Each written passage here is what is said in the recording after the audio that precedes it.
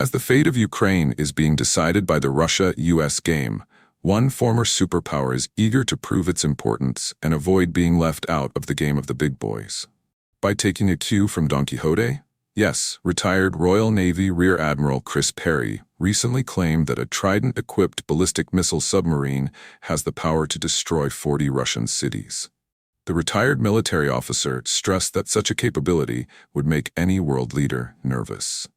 According to Mr. Perry, if the British pressed the button, Russia would have nowhere to run. It is like the antiquities that governments around the world have been clamoring for, still lying in the London Museum. In short, the Russian bear is just a Misa bear. If the British intervene, Russia's defenses are vulnerable to the Western fungal threat. What an interesting statement. So let's try to answer the following questions. Is the UK really that powerful? Could they flatten 40 Russian cities with the push of a button? And could Russia counter such an attack? Let's analyze whether it is possible or not.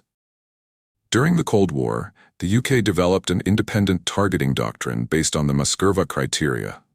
This meant that the UK's nuclear forces were designed to be capable of targeting the Russian capital of Moskva, along with other major cities. Although the full details of London's current targeting policy are not known, the Moskva criteria are believed to remain at the core of the UK's strategy.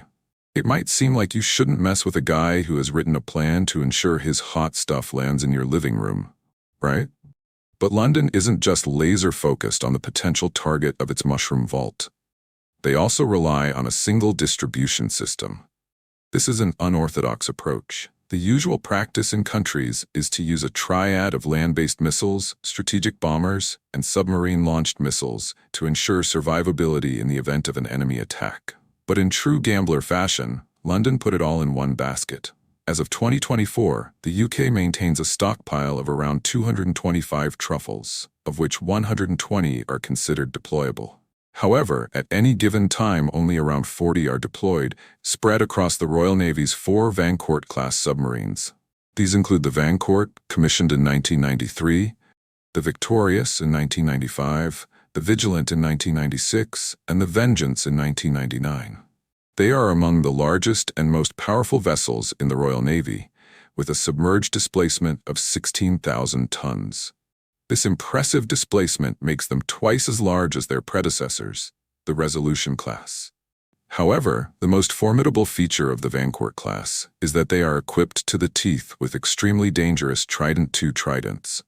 The Vancourt-class submarines are equipped with 16 launch tubes. However, according to the decision made in 2020, each ship will only be equipped with 8 US-made Trident II D5 missiles. This missile has a maximum range of more than 7,800 kilometers when carrying a payload and can reach 12,000 kilometers when reducing the payload. This means that it can easily reach targets in Russia and in Europe. Each Trident can carry a maximum of 8 mushroom heads of 100 or 475 kilot.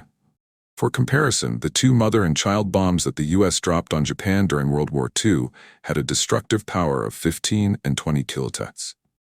In addition, these ships also have the ability to be invisible with incredible durability, creating a never-ending threat to other countries.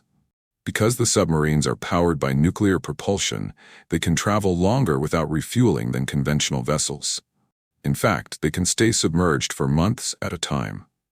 The only limitation is the amount of food and supplies they can carry for their crew, which consists of at least 132 members. Their propulsion system gives them a maximum submerged speed of 25 knots, allowing them to avoid detection and maintain the element of surprise.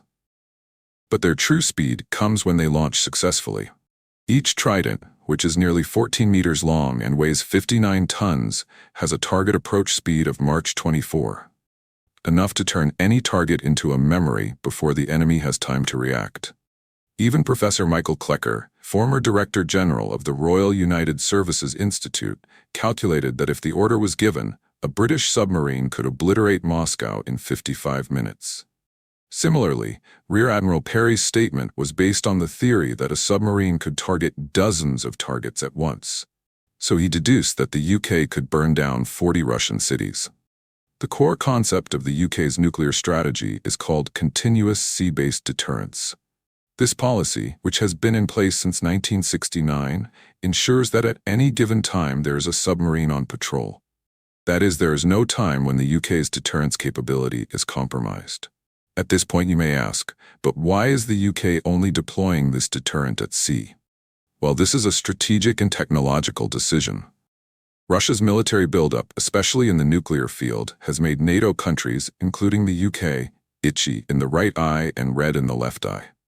Russia is modernizing its forces very quickly, and in addition, President Putin has changed the relevant doctrine. The basic principle of the doctrine is that the use of mushrooms, nuclear, is the last resort to protect the country's sovereignty. The revised doctrine states that the emergence of new military risks and threats forces Russia to clarify the conditions for using this ultimate blow. Notably, Russia would consider any attack by a non-fungal state, but supported by a fungal power, to be a joint attack. That means Russia could respond to even a conventional attack backed by nuclear power. This could include Ukraine using ATACMS missiles supplied by the US, or storm shadows pumped in by the UK to penetrate deep into Russian territory. Moscow's grim warning has alarmed the West, but London believes that if Moscow presses the button, it will target land-based facilities. The stealth capabilities of the Vankaz-class submarines ensure that even in the worst-case scenario, the UK retains the ability to retaliate decisively against any Russian threat. In other words, the maritime deterrent is designed to ensure the UK maintains a credible and effective response to any Russian action. In addition, as a member of NATO, the UK is confident that it can launch missiles at Russia. However, if Moscow does the opposite, the whole of NATO will step in. Boris Johnson threatened to retaliate against Russia, and this is Moscow's response. Let's see. Why would Britain threaten Russia, a vast country with lots of mushrooms, when it is just a tiny island? An island so small that just a Sharmat pen would sink the whole island to the bottom of the sea to play with the fish. Sharmat, Russia's Akashat II, is the most powerful in the world, capable of flattening an area the size of Texas or the UK. Hey Boris, one launch and you won't have the UK to return to. Let's be blunt, so don't be silly. Another option for sinking Britain is the Force 7 underwater robot drone. It can target a depth of 1 kilometer at a speed of 200 kilometers per hour.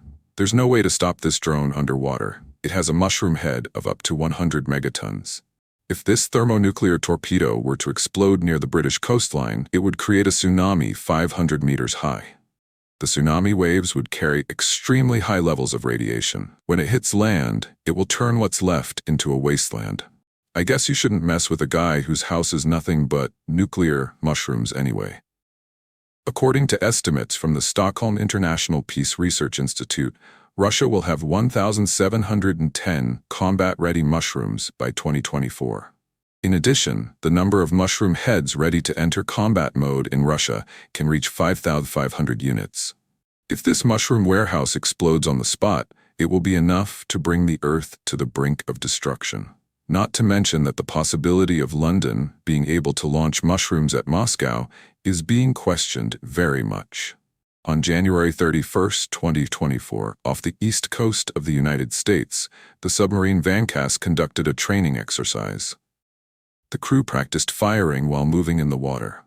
The mushroom-tipped trident was pushed out of the tube by compressed air and shot out of the water. However, the booster stage did not activate to push it towards the party. Luckily, it fell into the water right next to the submarine. If the 59-ton trident had hit the submarine, the material damage and the lives of the crew would have been enormous. Unfortunately, Trident missile tests are rare because they are so expensive, costing around £17 million each. This is the second test failure in a row, following the Vengeance failure in mid-2016, which was aimed at the US. Needless to say, these failures are embarrassing. Not only because this is the second in a row, but also because the Trident missile has been extended in life. It should be more reliable than it was in 2016. It makes British taxpayers wonder whether the £3 billion spent a year on the UK's nuclear deterrent, equivalent to about 6% of the total defence budget, is a waste of money. And to the outside world, once it is publicly seen as a failure, Britain's deterrence capabilities suddenly become a joke.